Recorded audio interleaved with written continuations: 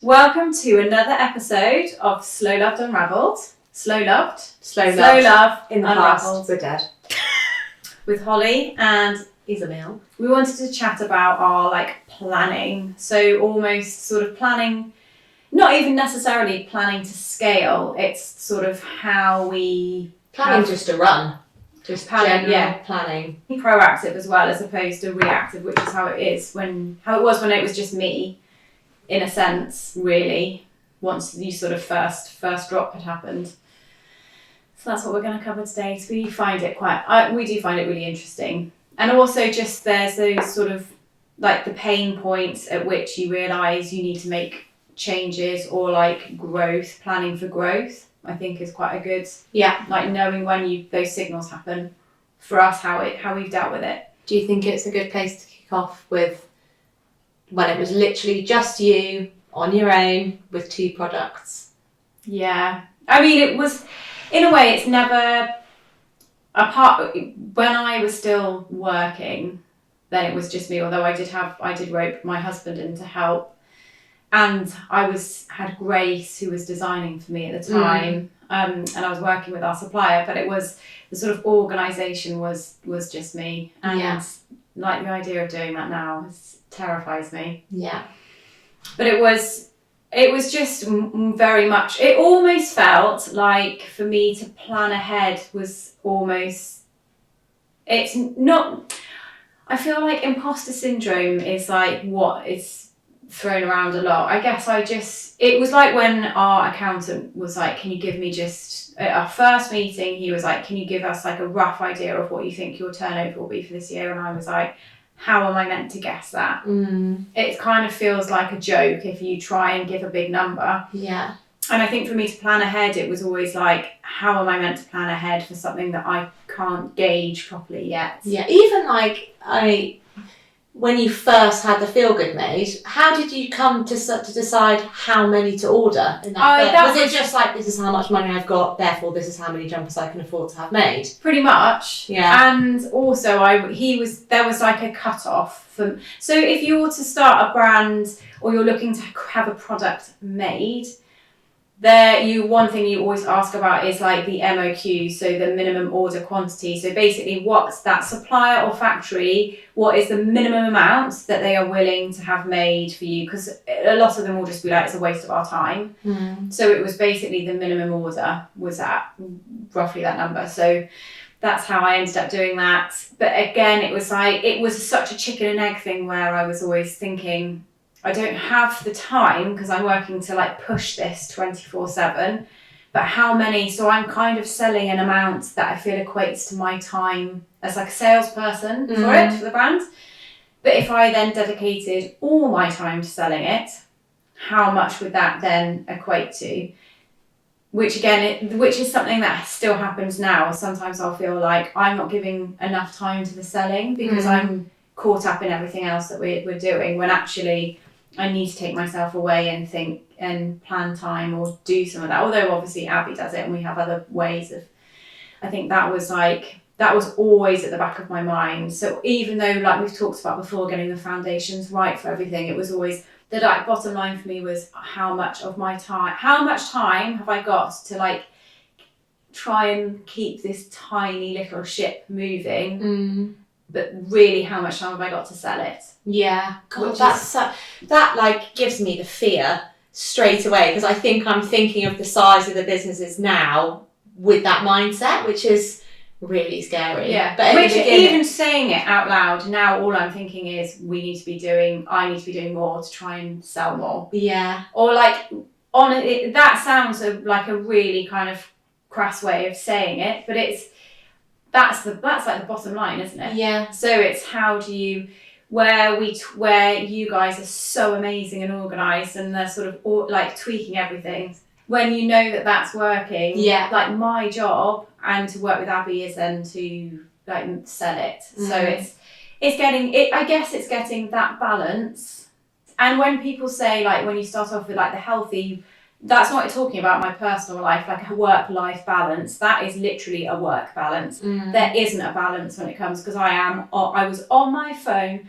I mean, Charlie will say I'm still on my phone way too much, but at the beginning when you weren't there, I was on my phone 24/7. Yeah, and I can so believe that, because actually, even when you just had the 2 feel good products and your quantities were still really small, they're still selling, buying, designing, which obviously you had grace there, but you have always been very heavily involved in that process. Customer service, logistics, posting, packing, posting, office management, making sure you've got packing stuff in stock, and then actually growing. Yeah. Like, it's so something mad. that takes up a lot of Isabel's time is having to keep like a track of shipments. But when you think, if you're like one person with the hat, like thinking, having to switch gears in your brain for every single problem that was happening around me, problems as in like a shipment running late, or like I think before you started I had a shipment where like a quarter of it had gone missing. And it was just also all of that's stressful. when you having to deal with all of that. All of that is when we're talking from a point where we've already found a really good packaging supplier, but even like finding that. Yeah. How did you even go, I want to ship my stuff with DHL? Was that just like a single shot from the hip, or did somebody say you should really get it imported via DHL? The import with DHL, was that not you used parcel? I used a broker, which was actually a nightmare for several different reasons. And so it was because like you could choose. So with the broker, I had prices for different airlines and the like speed at which they would collect it. So DHL was always really good, and then from Pre-Loved Edit, because so many of my customers with Pre-Loved Edit were international, I would quite often ask for like feedback as to what was the best courier that they for their countries, and DHL was always. I feel like no one's going to care, but as in lots of different other courier companies are available. But DHL, so I think then naturally, because I was using it with the broker, and it was like, why don't we just do it direct with DHL? And our local DHL driver, shout out to Kev, he's so helpful, like above and beyond helpful. So I think that just all of those things made my life very, very, it just took away a block of what could be very complicated. And then Parcel Hero just casually took like $2,000 out of your bank account once. Yeah. And you were like, what the hell's this? Yeah, the broker basically one day they had my card on file, and they took out a lump of money. And at that time it was just me, and that lump of money was like really, really, really, really, really affected my cash flow.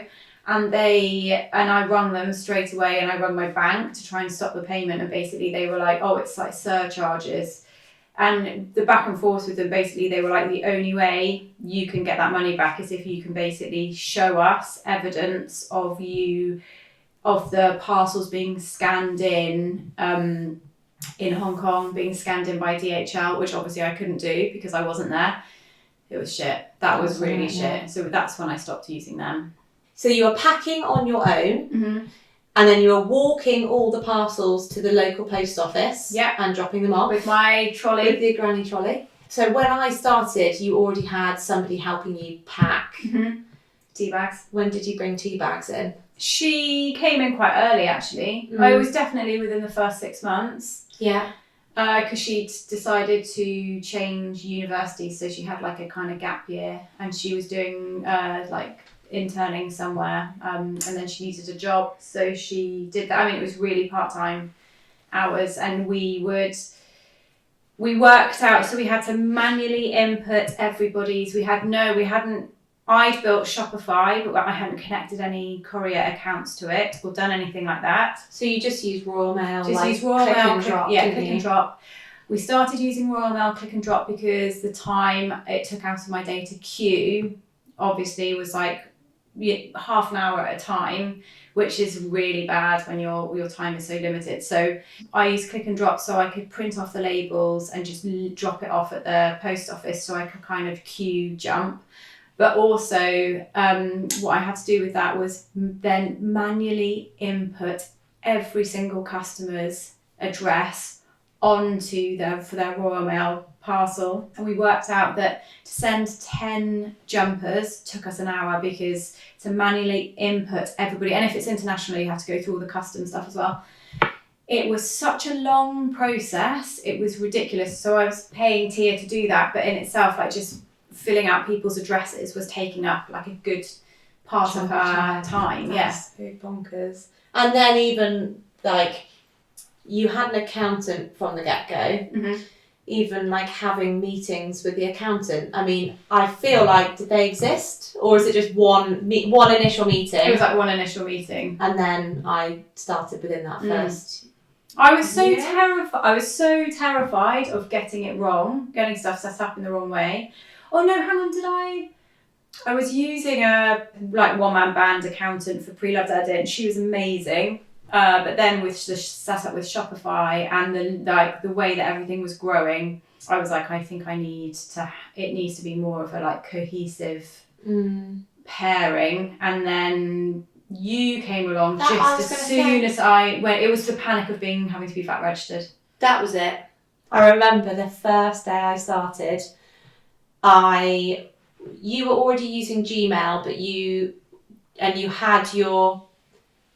had all your domain and Gmail set up, and I was like, I need to log into your admin console, and you were like, oh, I haven't set that up, and I spent like 2.5 or 3 hours like trying to log into this thing because Holly told me she hadn't set it up, and I was like, she must have done, because she's using at slowloveknitwear.com Google account, so she must have a Google. And then she was like, oh yeah, I do, sorry, you've just spent 2 hours doing that.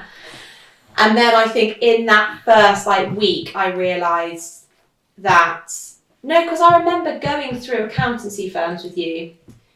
Because do you remember the accountancy firm that we now use, who are amazing, were by far and away the most expensive, but their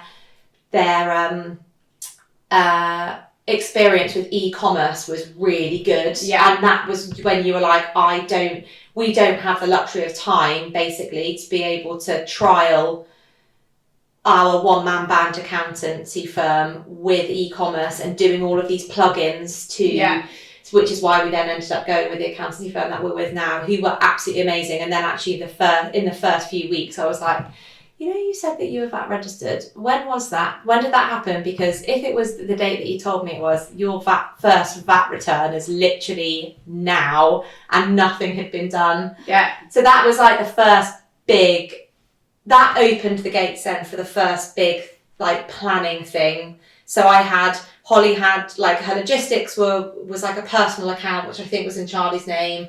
Royal Mail Click and Drop was again like a residential personal account in your old Gmail account's name.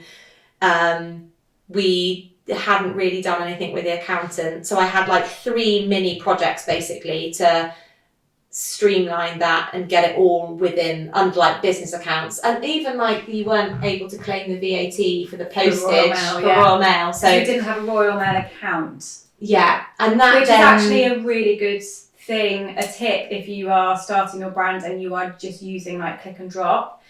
You can't claim back your VAT on those parcels, but if you have an account, you can claim the VAT back, or a percentage of the VAT. No, you can claim the VAT back, but you have to be sending a certain amount of parcels to be able to qualify for a business account. I do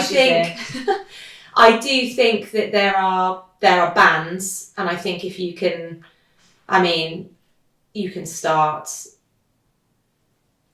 Yeah, you can start, and then you can review it with them. But they're all really helpful. So it's called an OBA, an online business account, and then we were able to then automate, because we then set up those 3 business accounts. We were then able to automate stuff from a logistics and shipping point of view, which allowed us to free up loads more time. So we used a plugin. So Isabel set up. We found a company that was based quite a fair. We've never been there, but they're Bristol based, aren't they? Yeah, they're called Ship Theory, and they were like a plugin app with Shopify, which then automated all of the address. It sounds really basic, but when you have been manually inputting every single customer's address for their parcel, and it takes so much time to have something that does it automatically, you have to be aware that this by no means is a smooth process. Like even now, Shah is changing some things on our website for shipping, and everything has so many teething problems. You've got to be a real problem solver and you just would ring them all the time because everything went wrong when we got it set up. But it feels in like it crashed basically. The website crashed or something crashed with their software during Black Friday. Which was not ideal. Yeah, that was so bad, wasn't it? Anyway, so we automated loads of things which freed up a big chunk of time to be able to do to plan better in different areas of the business. And then when we started with the accountant, again, we automated lots of things with being able to, so we use Xero as an accounting platform, and we have a piece of software which sits between Shopify and Xero, which automates our process of all of the sales from Shopify going over.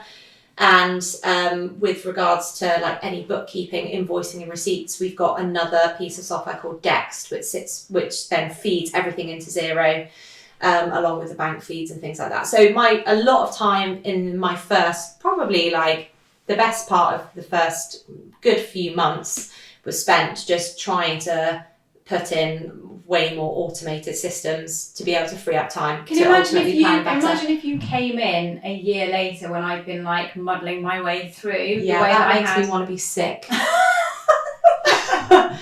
That first meeting with the accountant, we both had to take such a deep breath. Bearing in mind we also didn't know each other, and shout out to our accountant Pete, who is such a legend, but we are two very different people. So he was I've basically got this joke shop clown in my office with me, and I was he is so clever and so able, and I feel like I don't really know what I'm doing, and we were unpicking but it was great. It was weirdly those situations. He loves you. Anyway. He does. He basically, whenever I call him and the receptionist at the accountancy firm buzzes me through, he's just already laughing on the phone. It's so funny, but I think it's because we're just probably really different to quite a lot of his clients, which is nice. We have a really good relationship with them, which is great. Also, the great thing about you aren't afraid to just ask obvious questions. There's no sort of fronting on your behalf. And if there's ever any question that you and I are I wonder whether we need to wait for this for the next Pete one. on speed dial. Yeah, she's I'm just going to ring Pete. He is such a dude. But I think actually that's such a good thing when you're in any kind of planning phase, is you have to put all pride aside and you have to just literally think of all the silliest areas and questions to make sure that you're kind of covering all bases, because sometimes the simple things that you don't really think through can be the biggest fuck ups. So getting all of that sorted was really important, and again has now just made planning for stuff much easier because so much stuff is automated. Anything you can automate in your business, that should always be the goal, I think, because it just frees up time.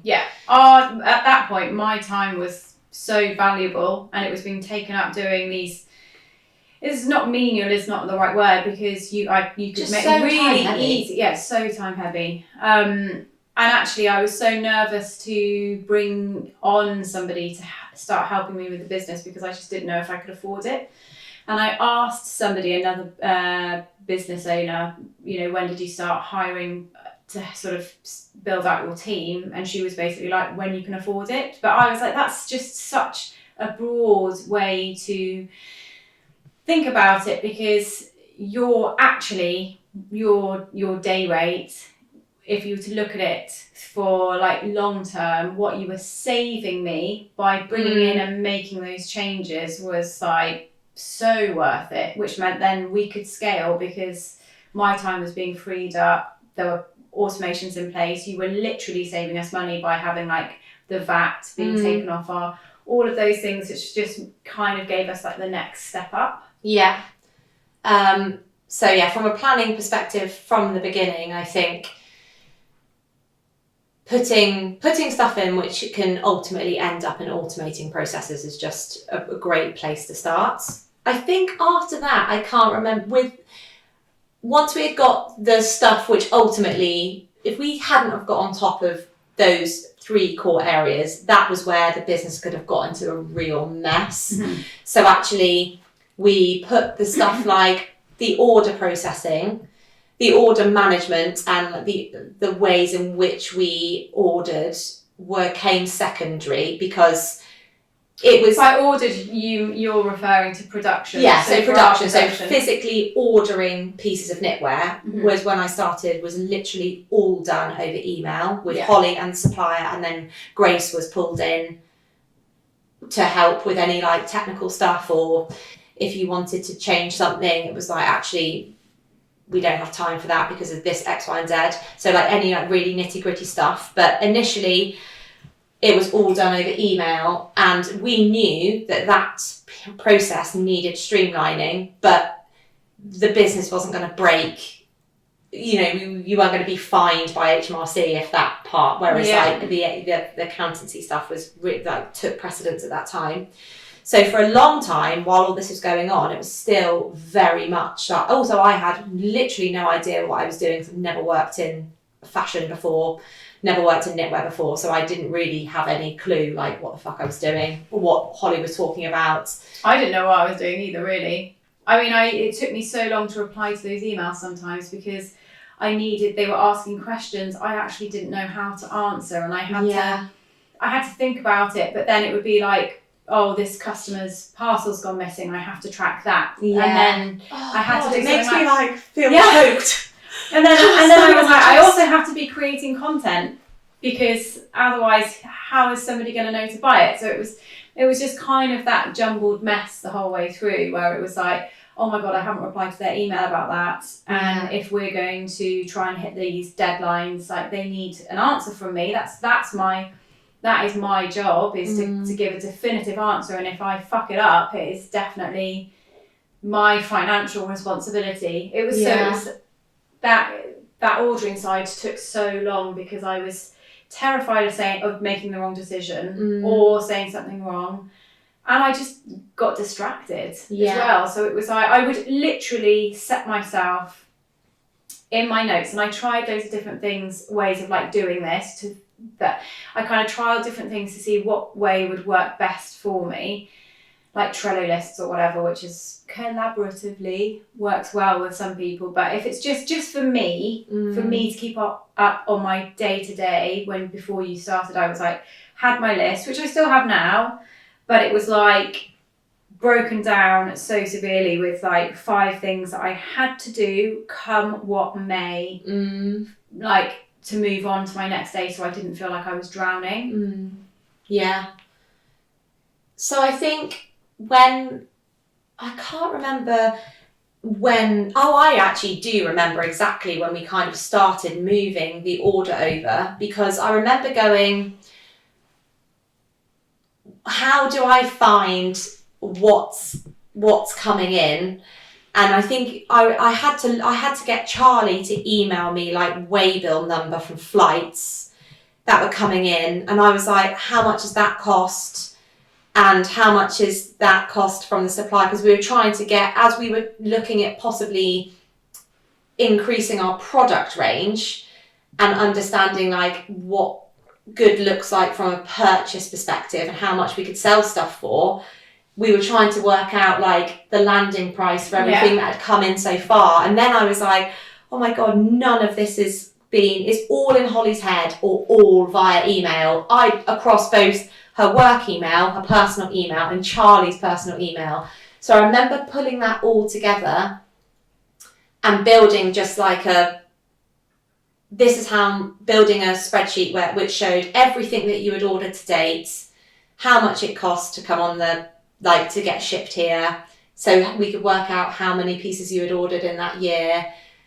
And then I built this calculator which worked out like the exact amount of shipping and duty, which was allocated to each singular piece of knitwear from like a volumetric way. It's such a banging calculator. If any of you are ever interested in talking to me about it, just give me a phone because I'll talk to you all day about it. But then from that spreadsheet came, and that calculator came, we were able to like filter on stuff alongside, because again at that point I don't think you had like proper SKUs in Shopify, so we couldn't really report properly within Shopify, because again Holly was on her own and it was just like, I just need to get these products on Shopify and I don't know what I need to report on. So there was loads of like metadata fields that hadn't been perfectly filled in, and then that we built on that spreadsheet then with being able to look back and go, this is what we've ordered, this is how much it costs, this is how we need to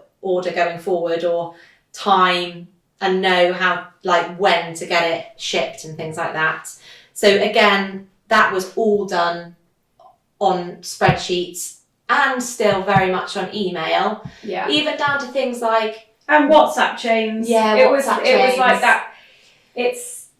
There was sometimes it was just like, when was this decision made? Yeah. And how do we find that decision? Because there were like so many different reams of communication with everybody at different times from different email accounts and WhatsApp chat groups. And I mean, it did, in a chaotic way at that time, we didn't know what we didn't know. So it did actually work because it was just really Holly and I. So there was no other kind of external noise within an office environment.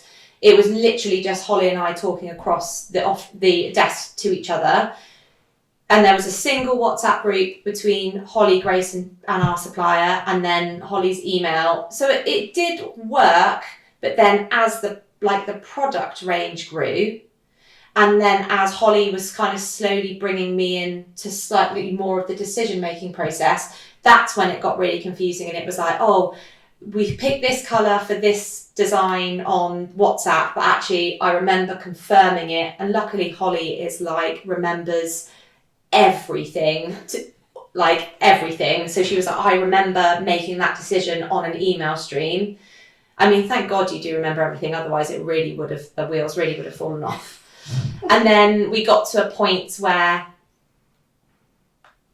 we made another hire, which is when Shah came on. Mm-hmm. And I think at that point we were still very much muddling through with WhatsApp, email and spreadsheets. And I think Shah listened to the noise that Holly, Grace and I and the supplier were making, which is like, oh, we're losing this, we've lost that decision. And then she was like, I keep hearing that there's a problem, and actually we need to bring everything into one place, which is then when we brought in Asana. Yeah. And luckily, Shah is from a project management background, and she had experience of pieces of software like Asana. So luckily, she just kind of knew what to do. Yeah. We had trial Monday, didn't we? And at the time, it was just us. It was just us. Pointless. Yeah, and also I think because I was only working, I have a Monday off. Then you would make decisions on your own. So then Mondays was just immediately behind because something wasn't inputted in, and because we were talking every day, it just didn't work when it was just the two of us. And Abby was only doing like one afternoon a week at that point. Yeah. Whereas now there are so many different branches with her, with what she does. So it's like who she's working with, if she's in communication with press or influencers or something. And there's like all of that as well. It's like approvals and things like that need to be checked, or like emails, newsletters. Yeah. Different freelancers we've used for like Klaviyo or coding or anything like that. It's all sort of like suddenly it's sprinkles of different people needing different decisions to be made from like all over the shop. Yeah, and I also think that you always talk about, buttons, Christ. I remember you always talking about how your team gets to a point where then there are very defined lanes. There was a long period of time where the lanes were so entirely blurred. Yeah, it became slightly clearer when I started, but again, it was just me, Holly, most of the time, and then Abby and Grace a few days a week. So the lanes and Tia, and then I have a day off a week. So on the day that I wasn't there, I couldn't answer, or I couldn't be kind of hot on the customer service emails. So it was very blurred lanes. So I think when Shah started, we were able to really kind of we still do. There is still very much, there's crossover across everybody, but the lanes are much more defined, which allows a piece of software like Asana to just work really well. Yeah. And the number one thing I think we would all be in agreement with is having a dedicated person to keep on top of that, which is very much Shah's domain. Yeah. She loves it, and she's brilliant at it. She's like really project management based. And that's also like, if you're hiring from a planning perspective, that was a really happy accident for us. Shah came on to help with order management customer service, but she just can't, as I said, she had listened to the problems we were having with data getting lost. Not personal data, by the way, as in like data within the business, like on production decisions and things like that, that she was able to streamline that for us. So a really good kind of, if you are hiring and you're getting to a different stage of your business, having somebody with a project management background actually spans a lot of areas that can like bring success across your business, which is a great thing. So Shah implemented Asana. It's really useful as well to have. This isn't a hashtag ad for Asana, but it's really useful as well because it's like where, for example, if Grace and I are discussing colours, or we've discussed colours for something and it's like, oh, we said it was going to be this colour, we now have like samples of that colour for that product on there, and you can see like the communication as to how it's been, how we've come to it, and actually what decision was made, and deadlines, so you get just reminders all the time for different things. I actually had a moment of like looking into the past a couple of days ago, because we're bringing back a colour in a product that we had a couple of years ago, and I just became really complacent. I just placed the order with our supplier with that colour name, and he was like, what is this colour? And I was like, oh God. What did he call it before? I've got no idea. I think it was just white. Oh. Yeah. Which is not white. And I had to go back through Holly's email, and again, it gave me that feeling of like, oh no. How is Slow Love here? Like, as in, not because it was just so. It was, you could literally see the progression in front of me. I was like, God, imagine if we hadn't put any of these things in place, which is a really silly thing to say, because obviously you have to streamline things to be able to grow successfully. But it was so, anyway, I managed to find this colour. But I was really like, God, it was such a muddle at that time. Yeah. And it's, at that time you were doing like bigger productions, when all the first staples came in, like it was a big deal. It was a lot of money going out of the business, yet it was still literally being muddled together over an email. It was wild.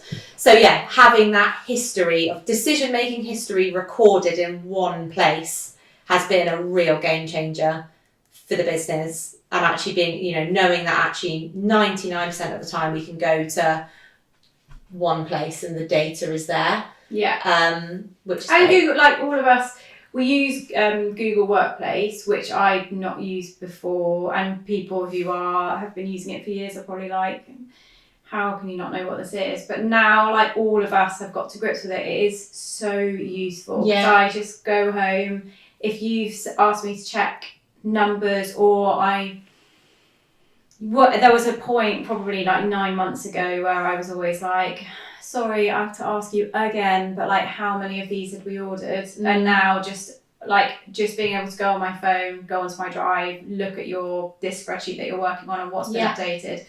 It's just it just takes all of that, like, oh God, I've got to ask Isabel again what's happening with this, or who's doing this. Just means I can check everything. Yeah.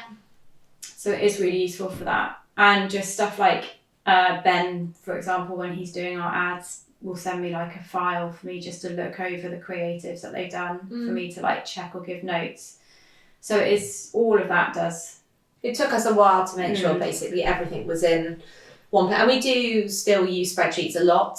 I don't think we'll ever go away from that. But it's much easier to find, like everything's just planned much better. It's much easier to find in Drive, or it's linked in Asana. So whatever we're looking at there's a very easy way to find and it. Actually, one version of the truth. Something that I find so helpful as a founder is using my Google Calendar. Oh yeah, I remember you starting having to use teach that. me. And I was like, I don't understand how to use it. And now it's like I have everything colour coded. Yeah.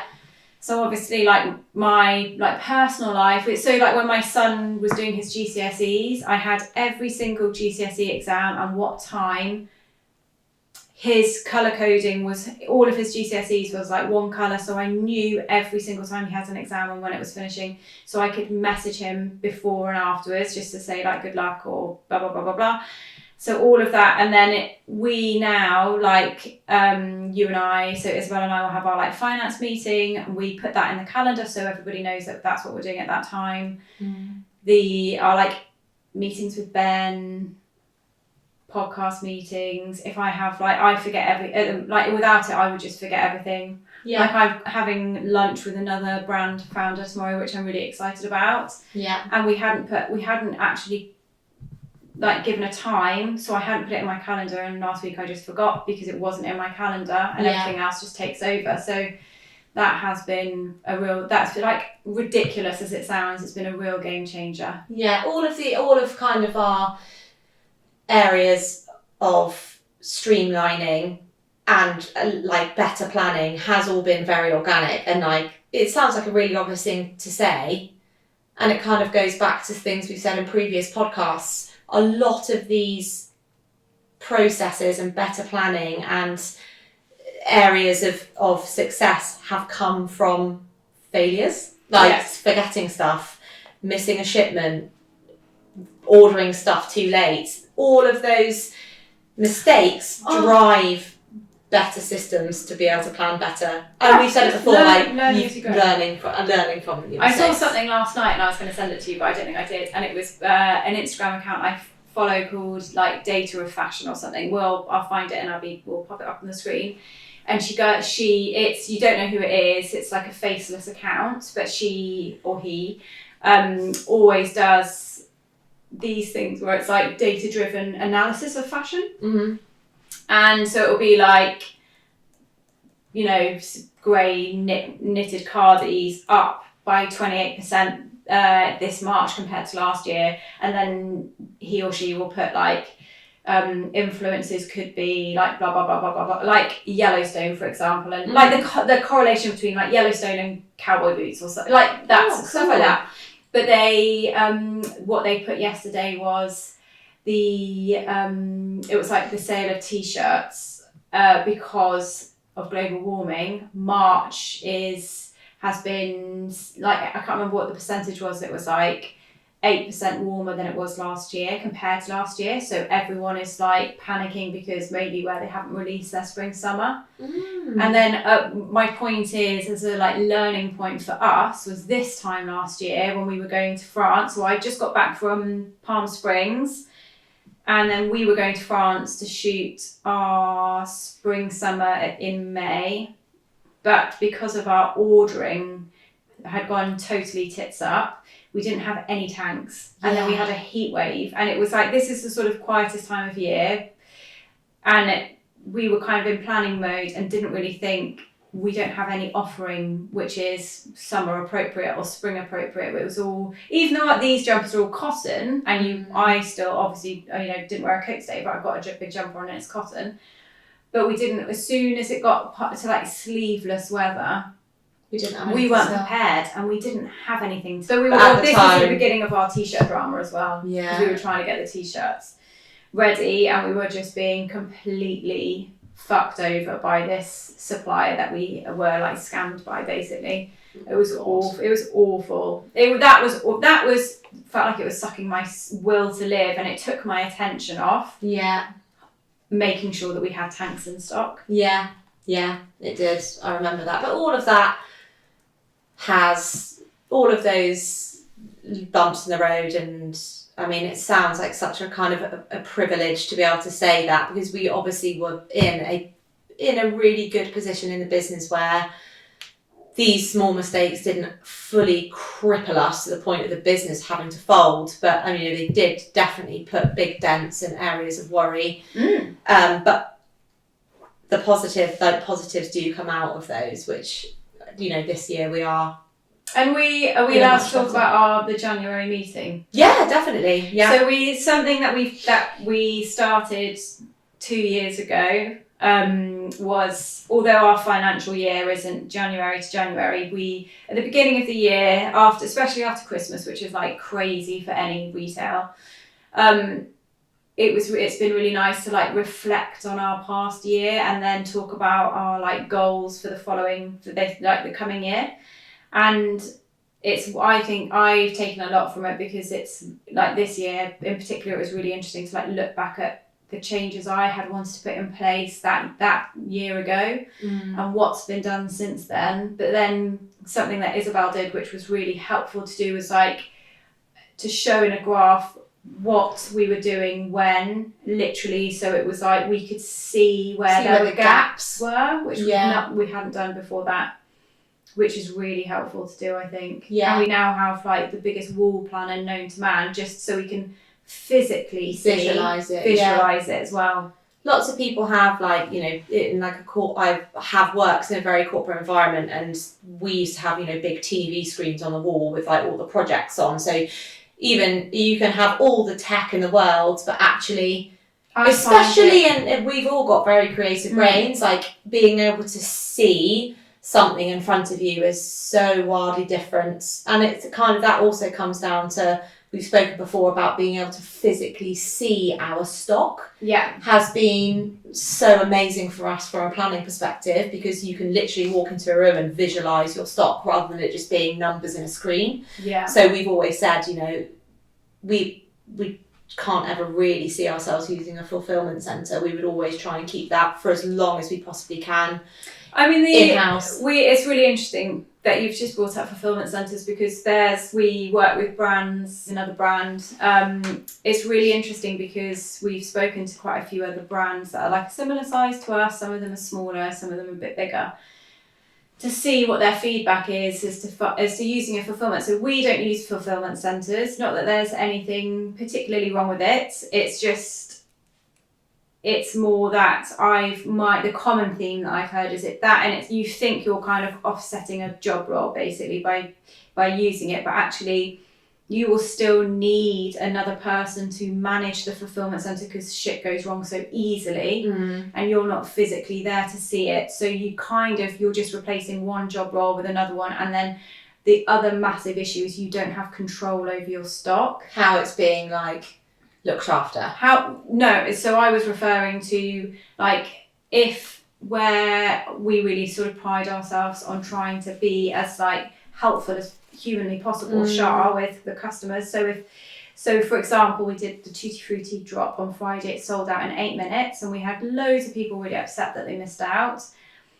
And we will have people just like sending Shah emails all the time being like, if there's any way that one comes back, and she will move heaven and earth to ensure that, like, on a first come first serve basis, but that if one person wants to exchange, or one has been refused at customs or whatever, an example of that, or we may have had, like, because we don't like to have any waste with our yarn, the supplier might make, you know, a couple more because there was a little bit of leftover yarn, and she'll just make sure that she can kind of help. You can't do that with a fulfillment centre. I might be wrong, but that's what I've heard. So that goes out the window. And then most importantly, the quality control. So packing an order, yes, you can instruct a fulfillment centre to do that for you however you want it to be, and it'll be written into your contract or your terms or whatever. But for us, it's like the quality control, whereas with the hand knits, they have been done by hand. It's not machine perfection. And we need to just check everything over and do our best to make sure that it's going out to the customer to like the standard that we would like. So those are our reasons for not doing it. And then we physically have got an eye on our stock. Yeah. And actually, we still make mistakes. That is such an important thing for us. And even the other day, where our ordering has got much better, like our order processing and planning for drops throughout the year has got much better. We had missed one product that we just thought we had because we had one of our best sellers. Yeah, I think because we had done a slight increase of the order, I think we had kind of just become a little bit complacent on that, and because all the orders are in house, and in the last few days or the last kind of week, we had seen a little spike in those. Because this stock is here physically in front of us, Shah was able to come in. She was like, "Oh, just a heads up, we've only got X amount of these left." And we were able to go, God, I actually don't think we've ordered any more. I think in my head I was like, that's not possible, because we did obviously for us, another thing for the planning is if we get a bit more streamlined with our ordering. So for example, this particular jumper is always in stock. If we order more in one go as opposed to lots of little bits, it's like better for the carbon emission, for the footprint of it getting here and all of that stuff. And it's more cost effective for us to do that as well. So, and we were like, we had more arrive. So in the back of my head, I was like, that can't be right. We're sorted on that one. We've sorted that. We don't need to think about those jumpers for a good few more months. And she was like, no, I'm pretty sure. And then I looked at on the computer and it was like, oh my God. And then literally over the next few days, it was like they were flying out and it was like, oh my God, we're going to sell out of these again. Yeah. But we thought we were sorted for a few months. Yeah. But that has now driven us to, so in our weekly meeting, we have like a proper minuted agenda. That is now every week. Yeah. So it used to be like a monthly thing that we would do, like a big thing of sales reports.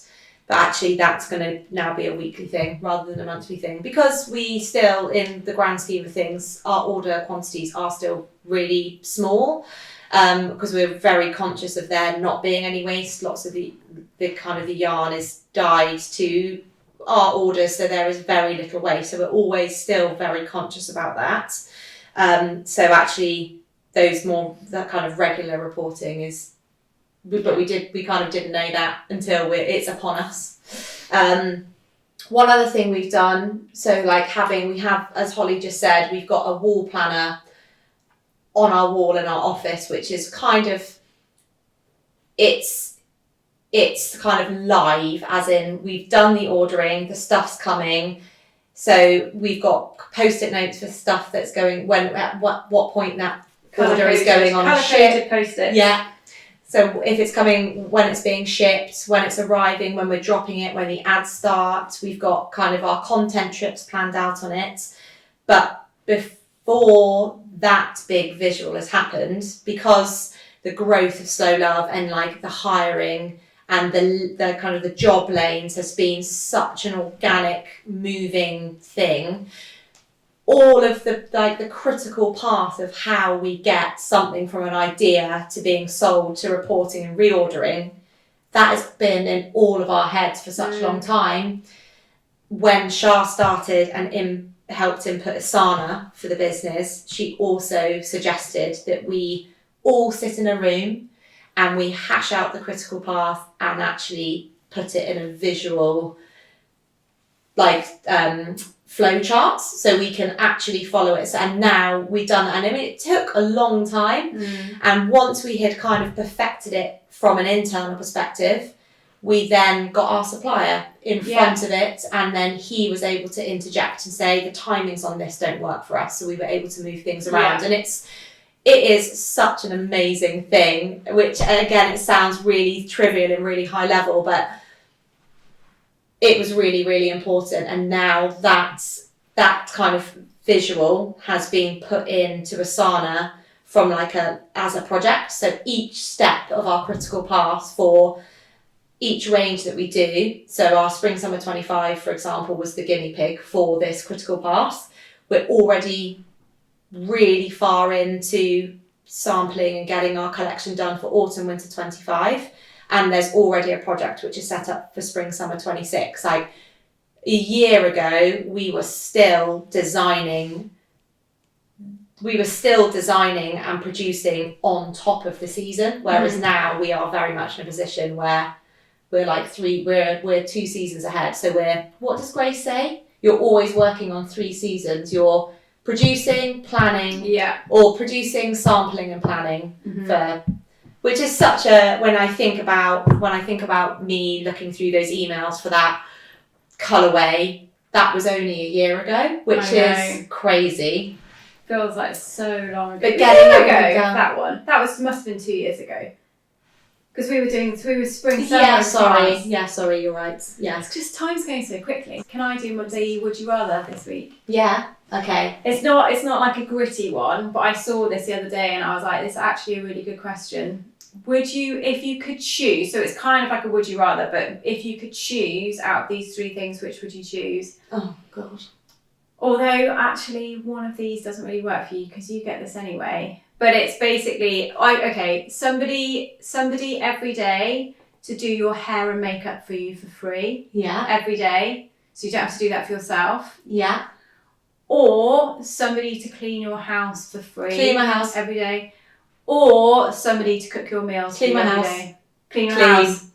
100%. What would yours be, Abby? Clean your house. Yeah. What would yours be? Hair and makeup.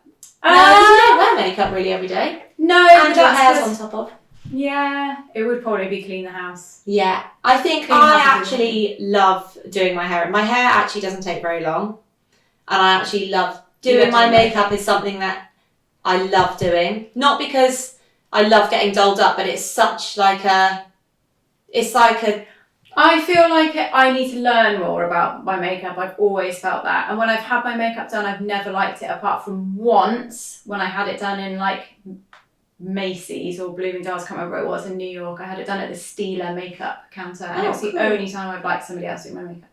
I very much don't do anything like dramatic. Like I don't really wear eyeshadow or anything. I just, for me, I think doing my makeup is such a part of like what triggers my brain is to like get my day started. Yeah. Even in lockdown, I found that if I didn't get up, shower, do my hair and makeup, or like I always found it mad that people were like working in their pajamas. It's such a mindset shift I'm exactly for me. The same. I would need to like do those things to get myself ready for the day. In the morning, early morning, even when we've got flights. I know. Even if we've got flights. Oh yeah. Really early, I have to have a shower. Yeah. I mean, I have to shower every day now because every morning and evening because I can't. Short hair in the morning, like bed hair, is just not anything to do. The only thing that can fix it is for it to be washed. Would you like somebody to cook for you? No, but if you dictated the menu. No, because I actually weirdly miss cooking. Yeah, I'm exactly the same. I don't like it at the moment because I don't like the stress of having to think about what to do on top of everything else. Yeah. And having to get the food and then cook it, because I also find it really relaxing. And actually during lockdown, I loved cooking. Yeah. I just would have, oh my God, like out to so many people. I basically would just like start drinking from like 4 where I would basically start cooking dinner. Just like enjoy it. Yeah, so good. I find cooking like a real luxury.